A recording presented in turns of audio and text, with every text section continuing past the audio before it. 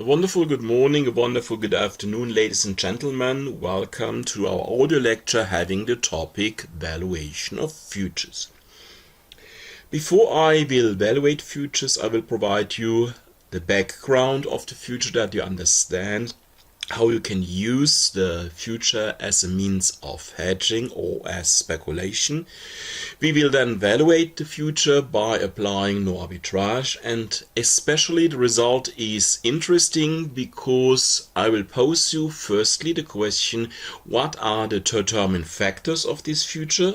That is a question you would think about, and at the end you will be surprised about the outcome. So what is a future? Imagine the following situation. We produce chocolate. For chocolate we need cocoa beans. Cocoa beans are produced in Africa. So we have here a supply contract between a cocoa farmer, which is, for example, living in Ivory Coast in Africa, and a chocolate producer. We can name this chocolate producer either Ritter Sport or Nestlé or Mondelez. So that is not important. At the end there is a delivery from the cocoa farm of Ivory Coast to the chocolate producer. And now let's analyze the situation if we now looking for delivery which takes place in 1 year. Within 1 year a lot can happen. So it might be that the prices of cocoa beans explode or that they heavily decrease. So in other words, our cocoa farmer faces a price risk because he does not know on which price he can sell his harvest. On the other side, we have the chocolate producer. For him, its cost as cocoa beans are an input factor. So he also faces a price risk that with decreasing prices he can purchase cheaper on the financial markets, or with higher prices he has to pay more for the delivery of the cocoa bean. So he also faces a price risk. And let's assume both sit together and agree that there will be a delivery in 1 year. They fix the amount and the quality of cocoa beans. So let's assume that we have 1 ton of top class cocoa beans. And the question is, what is the price? Can we derive this price of the contract from financial markets? The answer is yes, we can do that applying no arbitrage conditions. So at the end only one price is a price agreed between chocolate producer and cocoa farmer to be free of arbitrage. And the question which I pose to you, what are determinant factors? So stop the video please, take some time and think about what could be determining factors which at the end influence the price which is agreed between cocoa farmer and chocolate producer. So let's analyze what I expect on your list. I expect, as I do normally this survey in a lecture, expressions like price expectations or price forecasts. The time is important, whether we have it in 6 months or in 2 years. Inflation might be important, political situation, climate forecast, and so on and so on. So I mentioned here 5 items which could be relevant for the valuation of our future. I have to admit, I only identified 1. There are 2 others which are missing. So we can start a discussion whether some of these elements indicate to one of these items, but at the end our list is not sufficient. But let's analyze another example before I provide you an answer. So we have here an airline, and an airline wants to hedge her consumption of kerosene. Kerosene, the fuel which is required that a plane flies. So the current price of the kerosene is 1,000 euros a ton, and we have a forecast from an institute which says either kerosene price can rise by 150 euros to 1,150, or the kerosene price can decrease to 850. We have provided some interest rate information, and you see here the tree with the development of the prices. And we are now interested, what is the price we agree today on for delivery which takes place in 1 year of 1 ton of kerosene. I will abbreviate that. That is the future price. So that is what we have to pay in order to receive the delivery via the future, and it's abbreviated with F brackets. The first number is the day where we close the contract, and the second number it's the day where the contract is settled. As here in our future we have a difference between the day of agreement and the day of settlement. It's nothing else like a bet, so that you, for example, bet, so what is the temperature next year on the 10th of July at 10 o'clock.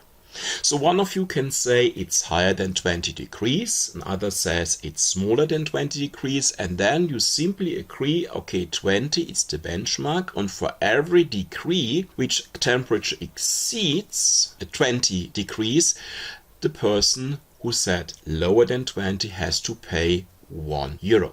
So if the temperature is 30 degrees, then you have to pay €10 if you said the value of the temperature is below 20. Vice versa, if the temperature value is 10 degrees, then the other person has to pay €10 because of the deviation of 10 degrees.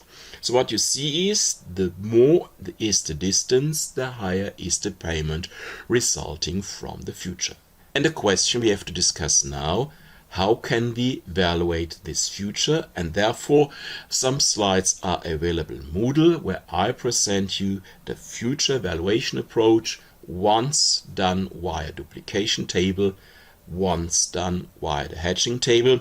As this is also an audio lecture for our masters, the explanation of duplication and hedging table is extended. So for our IR students, it's simply a repetition. Let's analyze the timeline as well as the important points of time of a future a little bit more in detail. On the slide you see that we have two important dates. One is the closing date, the other is the settlement day. On closing day we fix the contract. We define everything what is related to the contract, so here generally the conditions. So what has to be delivered, how much has to be delivered, when has the good to be delivered, and of course also we agree on the price. So what has the long position to pay at time of maturity T in future for the delivery of the underlying. Settled, so that means fulfilled, is the contract later on maturity date. On maturity date we have two elements of the contract to be settled. One is the delivery, so here the party which said I have to deliver the underlying will deliver the underlying to the party who said I accept the underlying. In other words, the short position delivers the underlying to the long position, and therefore the long position has to pay the agreed price to the short position, and then is the future settled. Let's analyze how much is this future price F0T. Let's get started with the valuation of a future long. So I use the following notations. ST, that is the price of the underlying in period T, so either on closing day 0 or on maturity day then a big T. F0T, that is the future price which is agreed today in T being 0 for delivery which is on maturity date T. We need 2 points of time, today and the settlement day in future. So we are in a future long, so today there is no payment. That is the characteristics of a future.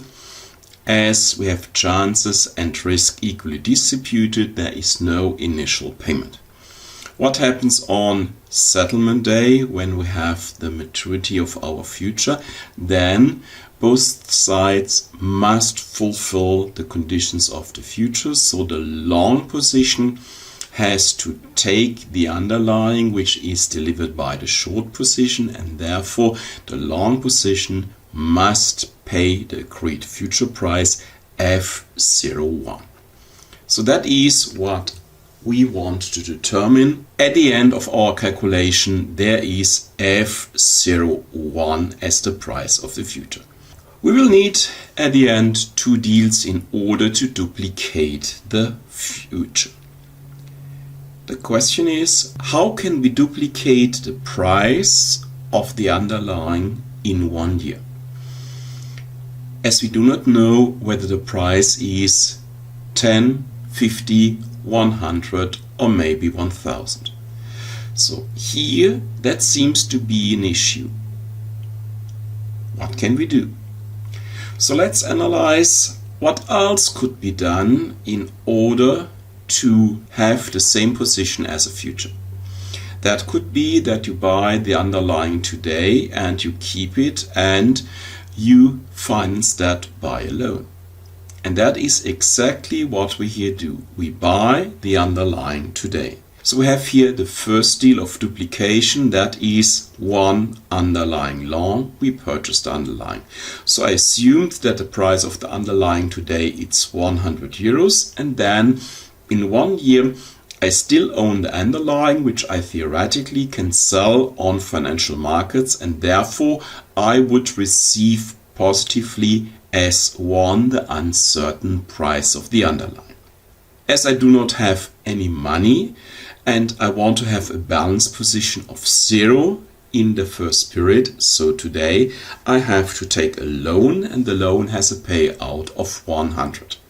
I assume that the loan is a zero bond loan having a maturity of 1 year. The yield of the zero bond is 8%. That means in 1 year I have to repay 100 times 1. That is the repayment of capital, plus 0.8 per the time. That is the interest. So in total I pay 108. I sum up the rows 2 and 3 and I see that I have nothing to pay today. And in 1 year there is on the one side a positive value, the delivery of the underlying, or here possessing the underlying. On the other side I have a payment of 100A. Now analyzing the position of the duplication portfolio as well as the future long, we see that here the situation is identical. So I'm the owner of the underlying and I have to pay. Whether you're the owner of the underlying from period C on and then you repay a loan, or whether you have here a delivery via the future and you pay for that, that is at the end the same. So I apply the no arbitrage condition, saying that the rows 1 and 4 must lead to the same result. So then I can in column 1 say S1 minus the price of the future equals S1 minus 108, and by that I have calculated the future price at 108. In other words, the future price is nothing else as the current price of the underlying plus accrued interest until maturity date of the future. And that is future valuation applying duplication approach. At the end, our future price is 108. Let's apply the hedging approach. The hedging approach goes a different way. It says, as the duplication approach, create the cash flow of the underlying, then not duplicate but hedge the cash flow. That means balance all future cash flows to 0, that at the end our last row only contains of zeros. Lastly, apply no arbitrage condition. So I have again two dates which I have to consider. Today the closing date as well as the maturity date, the settlement date, and I start now with the future short in the 4 rows. So future short means that I sell the future, so I have the obligation to deliver the underlying, therefore I will receive the payment. As I have to deliver, that means that I have a cash outflow having the value of the underlying, so that is the counter value of the delivery, and therefore I receive a positive value, that is the payment of the price of the future. Whether this balance is positive or negative, that will depend on the price of the underlying in 1 year. What will I do? I will balance the minus S1 to 0, and therefore I have to add plus S1. That means, as you already got to know from the slide before, I have to enter an underlying loan contract. I will buy the underlying. The effect on maturity date is that you simply say, I take my underlying and I give it away via the future, so that you get rid of your underlying in 1 year. This has to be financed by a loan. So I take a loan of 100 euros, which I will repay in 1 year with an interest rate of 8%. That means 108 is repaid. And I will sum up now the rows 1 to 3. In the first column, for t being 0, the result is again 0.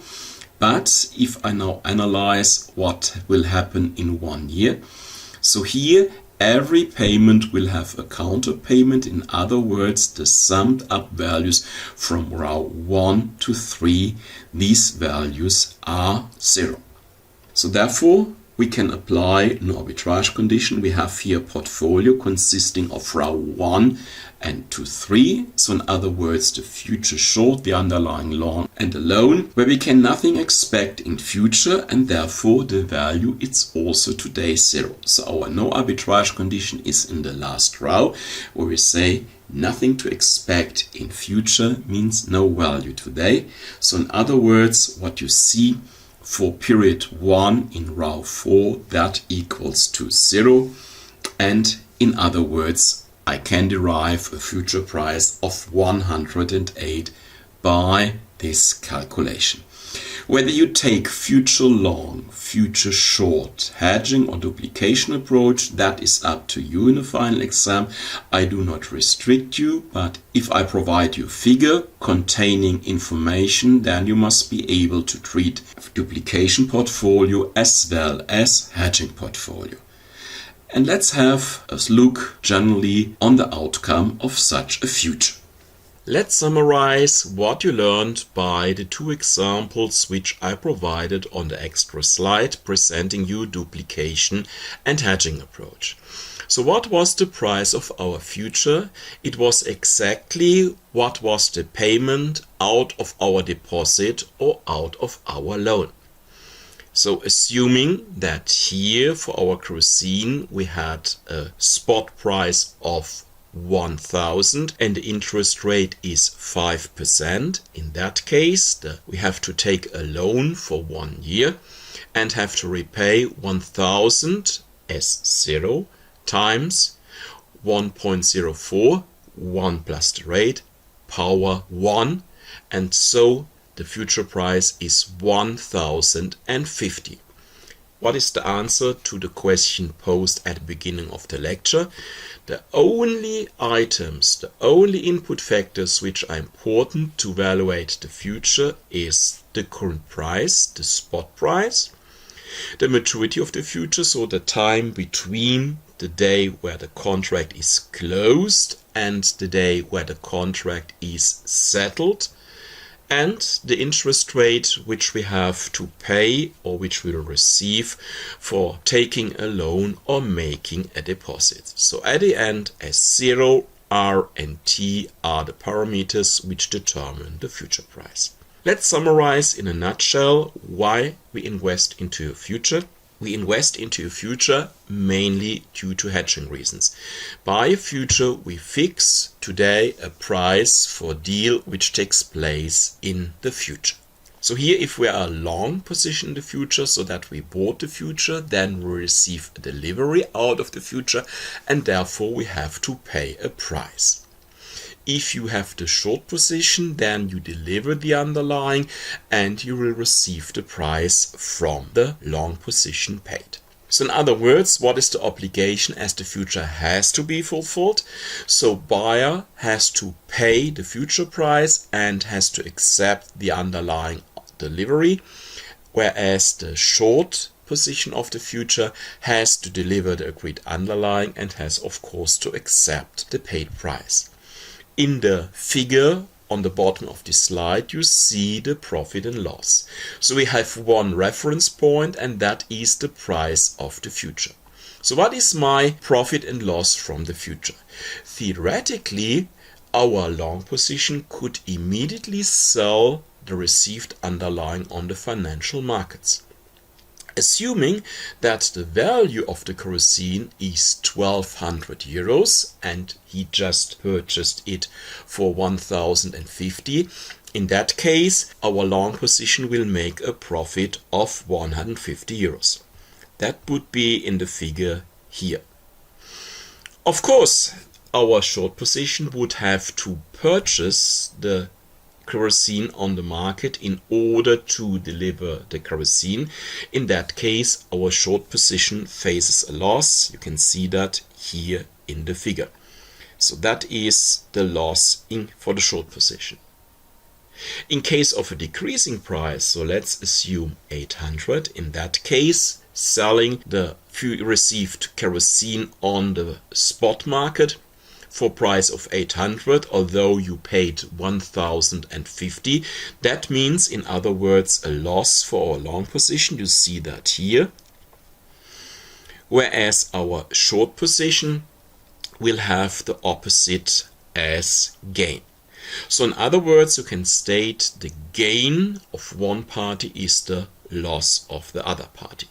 So that was now the explanation of the future, and I will present you also in the next audio lecture another derivative, which is the forward rate agreement, a derivative related to the interest rate market.